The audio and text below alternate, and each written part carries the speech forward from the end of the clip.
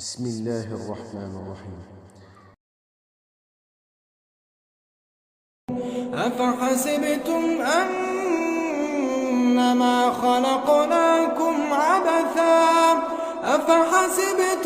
أنما خلقناكم عبثا وأنكم إلينا لا ترجعون